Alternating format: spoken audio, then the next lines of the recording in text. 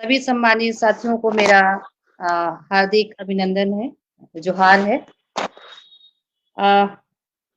जो आदिवासी समुदाय की जो तकलीफें हैं, जो मैं देख रही हूँ या जो समुदाय उसको जी रहा है, उन तकलीफों को, पीड़ा को सह रहा है, वो मेरी कविताओं में आई हैं कुछ, मुझे लगता है, तो अपनी बातें मैं कविताओं के माध्यम से रख रही हूँ। तुम्हें पता न चला, ये कविता का शीर्षक है। तुम मगन हो नृत्य करते रहे, मांदल की थाप पर झूमते रहे, जंगल भी गाने लगा तुम्हारे साथ। उत्सव धर्मी थे तुम, कोई अंगार रख गया सूखे पत्तों के बीच, बुधवा तुम्हें पता न चला। तुम खेत जोतते रहे, पथरा गए ढेलों को फोड़ते रहे, धूप और बरसात की परवाह किए बिना जूझते रहे दिन और रात। श्रमजीवी थे तुम, कोई धीरे से खेतों की मेड़ फोड़ गया, बुधवा तुम्हें पता न चला।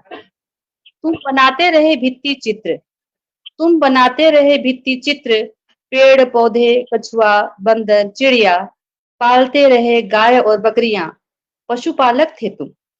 कोई सौदागर घूमता रहा वेश बदल कर, बहका कर हाँक कर ले गया तुम्हारे पशुओं को, बुधवा तुम्हें पता न चला। तुम्हारी अमराई में कोयल कूकती रही, तुम्हारा मन भीगता रहा, तुम सुनते रहे भुलावे का गीत, विश्वास प्रवण थे तुम। अमावस की रात वो काट कर ले गए पेड़ों को, बुधवा तुम्हें पता न चला। तुम उंगलियों में जोड़ते रहे जीवन के वर्ष, तुम उंगलियों में जोड़ते रहे जीवन के वर्ष, बासी भात में नमक मिलाकर पीते रहे, खाट पर नहीं जमीन पर निश्चिंत सोते रहे, दुस्वप्नों से जागते रहे भोर होने के पहले ही। बड़े जीवट थे तुम, कोई जहरीले सांप छोड़ गया तुम्हारे बिछौने के नीचे, बुधवा तुम्हें पता न चला, बुधवा तुम्हें पता न चला। अगली कविता है, आप बताएंगे, मेरा समय हो जाएगा तो कितनी कविताएं मैं पढ़ूं। उसे पता है, सॉरी, जंगल जंगल शीर्षक कविता, जंगल जंगल। अगर तुमने जंगल छीना, दहक उठेगा वसंत।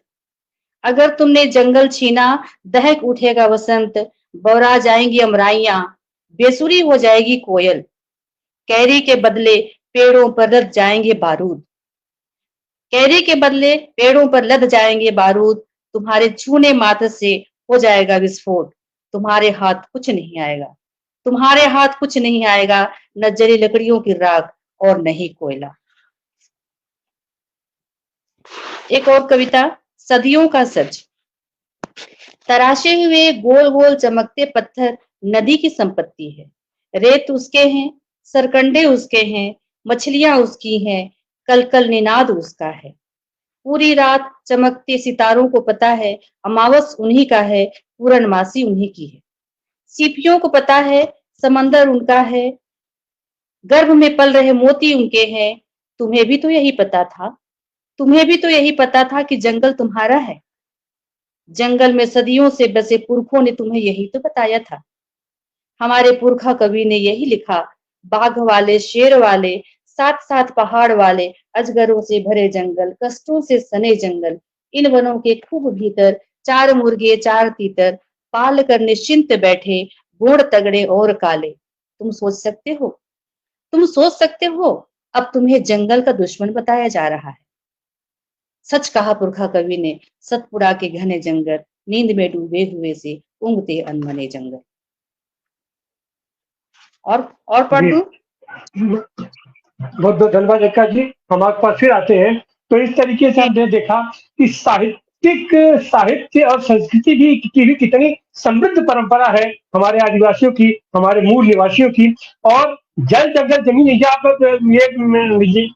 ये प्रकृति के प्रति जो आस्था, जो लगाव आदिवासियों को होता है, वो शायद किसी का नहीं होता है। उनके जीवन का अंग है हमारा ये जल जंगल जमीन, हमारी प्रकृति। और इसमें उनके सहमति, उनके आधार पर अगर वहां का शासन प्रशासन किया जाए तो निश्चित रूप से ये हमारे मानवता के लिए ये अच्छी बात होगी। लेकिन ये कलेक्टर पद्धति जो है वो एक तरीके से गुलाम बनाने वाली पद्धति है।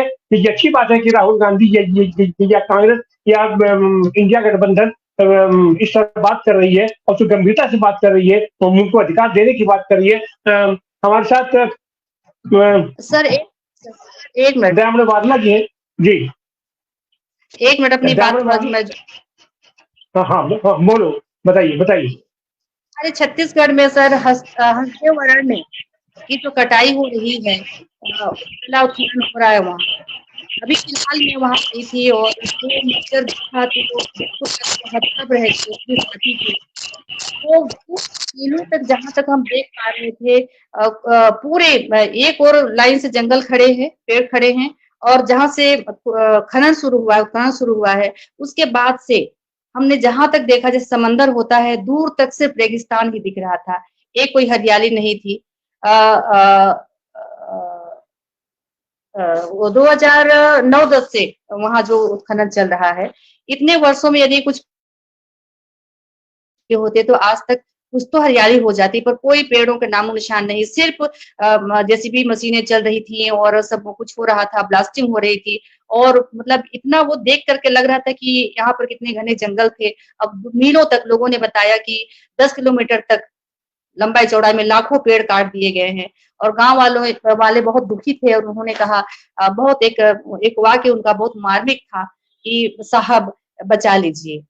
तो मैं बिल्कुल अंदर से मैं काँप गई कि मतलब साहब बचा लीजिए। उनको लगा कि कोई जा रहा है वहाँ तो कोई तो उनके साथ खड़े हो, कोई तो उनका साथ दे और मतलब जंगल बच जाए। तो गाँव वाले लगे हुए हैं अभी भी सर, चाहे जो भी हो, उनकी जीत हो या जैसा भी हो, पर वो संघर्ष नहीं छोड़े हुए हैं, और लोगों को उनका साथ देना चाहिए, साथ में खड़े होना चाहिए।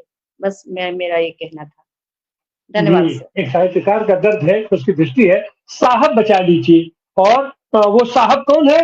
तो हमारी ये संप्रभु जनता है।